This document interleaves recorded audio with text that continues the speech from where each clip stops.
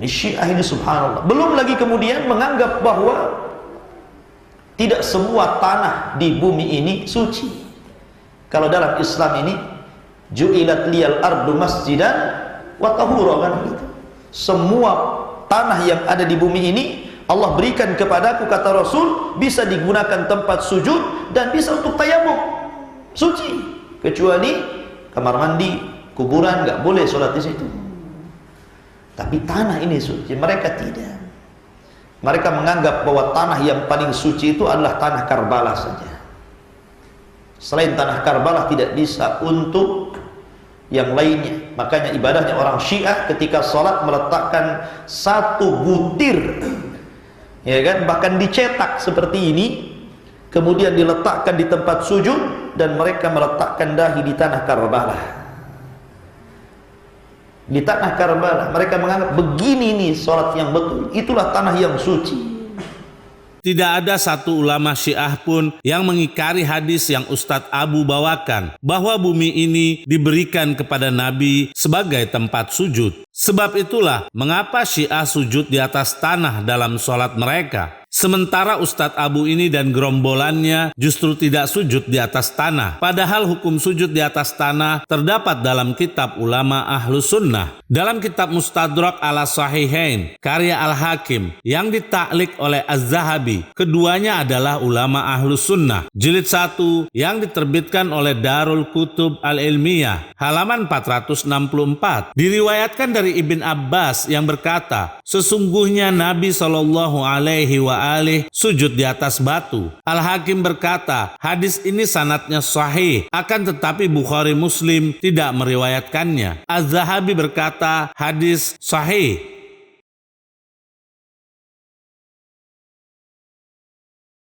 Dalam kitab Mishkatul Masabih yang ditahqiq oleh Al-Albani, salah satu ulama Wahabi, yang diterbitkan oleh Al-Maktabul Islami, cetakan kedua tahun 1979, halaman 319.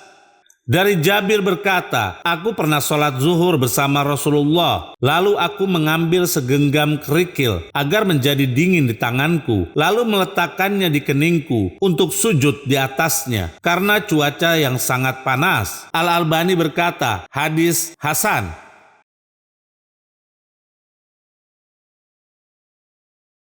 Bahkan Ibn Taimiyah pun mengakui bahwa para salaf ketika mereka sholat sujud di atas tanah. Kami minta pemirsa perhatikan baik-baik pernyataan Ibn Taimiyah tersebut dalam kitabnya Majmu' Fatawa, karya Ibn Taimiyah, salah satu ulama rujukan kelompok Wahabi, jilid 22 yang diterbitkan oleh Mujamma' Malik Fahad, Saudi Arabia, tahun 2004 Masehi, halaman 163. Ibn Taimiyah ditanya tentang seseorang yang membentangkan sajadah di masjid jami dan sholat di atas sajadah tersebut. Apakah perbuatannya merupakan bid'ah atau tidak? Ibn Taimiyah menjawab, adapun sholat di atas sajadah yang mana pelakunya bermaksud demikian, maka hal tersebut bukanlah termasuk sunnah salaf, yaitu sahabat dari kalangan muhajirin dan ansor, serta generasi setelah mereka dari golongan tabi'in. Sampai kalimat, akan tetapi mereka sholat di masjid Rasulullah di atas bumi, yaitu tanah. Tidak ada di antara mereka yang menggunakan sajadah khusus untuk mengerjakan sholat di atasnya. Dan telah diriwayatkan bahwa Abdurrahman bin Mahdi ketika mendatangi kota Madinah, dia membentangkan sajadah untuk sholat di atasnya. Lalu Imam Malik memerintahkan untuk memenjarakannya. Maka ada yang berkata, sesungguhnya dia adalah Abdurrahman bin Mahdi. Simak baik-baik Ustadz, apa komentar Imam Malik? Kemudian Imam Malik berkata, apakah engkau tidak mengetahui bahwa membentangkan sajadah di masjid kami merupakan bid'ah?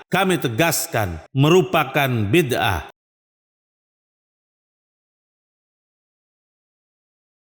Di sini jelas Ibn Taimiyah menyatakan bahwa sujud di atas tanah merupakan sunnah Nabi. Dan bahkan Imam Malik pun menilai orang sujud di atas sajadah adalah bid'ah. Demikian pula Ibn Qayyim al-Jauziyah, murid dari Ibn Taimiyah, yang juga dijadikan rujukan kelompok Wahabi yang diikuti oleh Ustadz Abu ini, menyatakan bahwa Nabi sujud di atas tanah dalam sholatnya. Dalam kitab Ighasatul Lahfan, karya Ibn Qayyim al-Jauziyah, salah satu ulama rujukan kelompok Wahabi yang diterbitkan oleh Darul Ma'rifah, cetakan kedua tahun 1975, halaman 126. Simak baik-baik Ustadz pernyataan imam Anda. Ibn Qayyim al-Jauziyah mengatakan bahwa Rasulullah tidak pernah sholat di atas sajadah sama sekali. Kami tegaskan, Rasulullah tidak pernah sholat di atas sajadah sama sekali, dan tidak pernah sekalipun dibentangkan sajadah di hadapan beliau sallallahu alaihi wa alihi. Akan tetapi beliau sholat di atas tanah, terkadang beliau juga sujud di atas tanah yang basah, dan juga terkadang beliau sallallahu alaihi wa alihi sholat di atas tikar.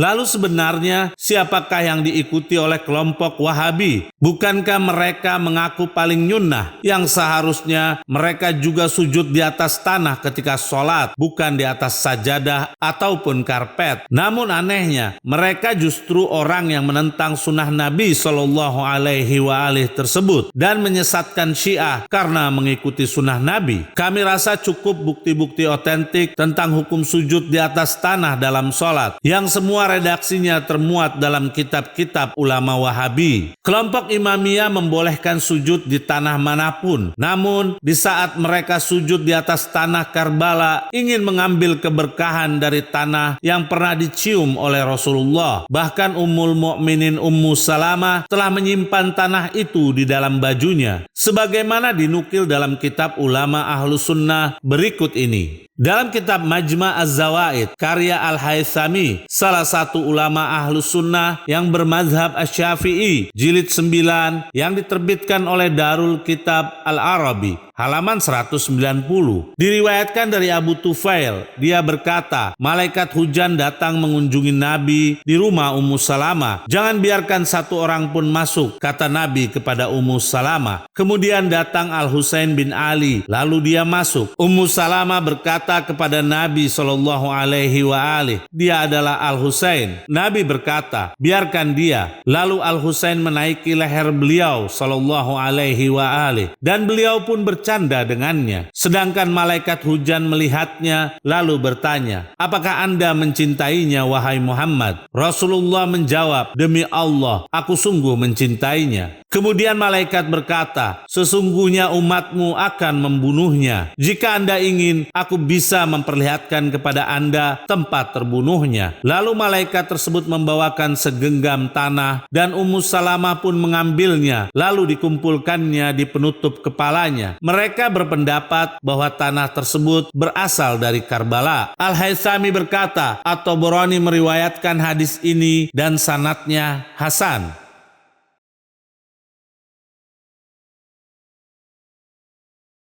Dalam kitab Tarikh Islam, karya Az-Zahabi, salah satu ulama Ahlus Sunnah, yang ditahqiq oleh Umar Abdus Salam Tadmuri, jilid 5, yang diterbitkan oleh Darul Kitab Al-Arabi, cetakan pertama tahun 1990, halaman 102. Dari Abdullah bin Nujai, dari ayahnya, bahwasanya ia pernah berjalan bersama Ali, sedangkan dia adalah orang yang menuangkan air wudunya. Ketika dia sampai di Nainawa, sementara beliau hendak berangkat menuju perang Siffin, tiba-tiba Ali berteriak, bersabarlah wahai Aba Abdillah, di tepi sungai Furat. Kemudian aku bertanya kepadanya, mengapa Aba Abdillah? Ali menjawab, suatu hari aku masuk menemui Nabi. Saat itu beliau menangis terseduh-seduh. Lalu beliau bersabda, baru saja Jibril mendatangiku dan menyampaikan bahwa Al-Husain akan terbunuh di tepi sungai Furat. Lalu Jibril berkata kepadaku, apakah engkau ingin mencium tanahnya? Kami tegaskan, apakah engkau ingin mencium tanahnya? Aku, yaitu Rasulullah, berkata, iya. Maka Jibril menggenggam sekepal tanah dan memberikannya kepadaku. Lalu aku tak kuasa menahan derasnya air mataku.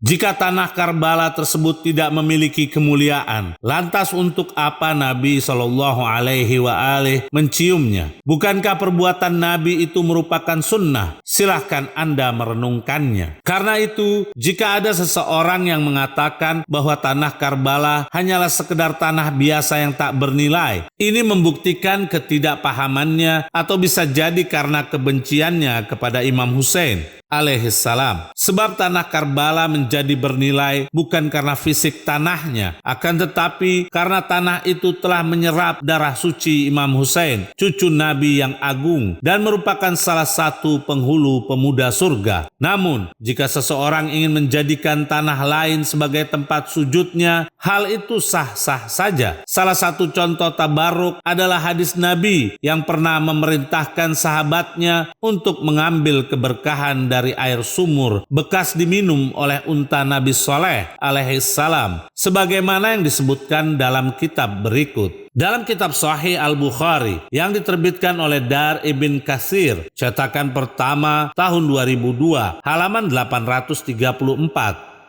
Dari Abdullah bin Umar berkata bahwa ada serombongan orang, yaitu sahabat, yang bepergian bersama Rasulullah, kemudian singgah di Hijr, negeri kaum Tsamud. Lalu mereka mengambil air dari sumurnya dan membuat adonan roti. Maka Rasul memerintahkan mereka agar menumpahkan air yang diambil dari sumurnya dan agar adonan roti dijadikan makanan buat unta. Dan memerintahkan mereka agar mengambil air dari sumur yang dilalui oleh unta, yaitu unta Nabi Saleh, di mana untanya Nabi Saleh alaihissalam pernah menyentuhnya.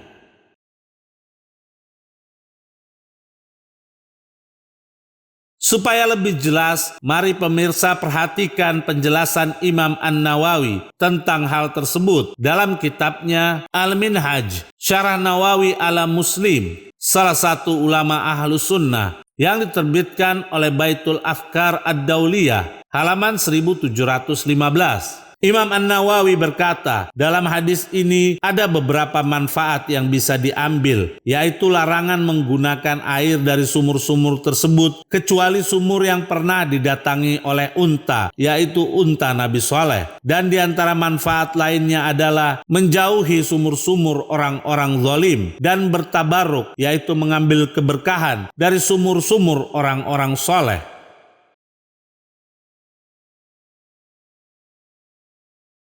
Kalau Anda perhatikan riwayat ini, mengapa Rasul memerintahkan para sahabatnya untuk mengambil air minum dari sumur tersebut? Bukankah itu merupakan sumur yang sama? Tidak lain karena sumur tersebut airnya pernah diminum dan didatangi oleh seekor binatang, yaitu unta Nabi Saleh alaihissalam. Lalu bagaimana dengan tanah Karbala yang di atasnya telah tertumpah darah suci Imam Al-Husain alaihissalam dan juga telah menyerap darah suci itu? Kami sarankan kepada para ustadz Wahabi, termasuk Ustadz Abu ini, agar jangan menentang atau mengkhianati imamnya sendiri, yaitu Ibn Taimiyah dan Ibn Qayyim, yang mana keduanya telah membuat pernyataan tentang sujud di atas tanah. Karena itu, mulai sekarang, kelompok Wahabi ini harus cepat-cepat menggulung karpet yang ada di masjid-masjid mereka.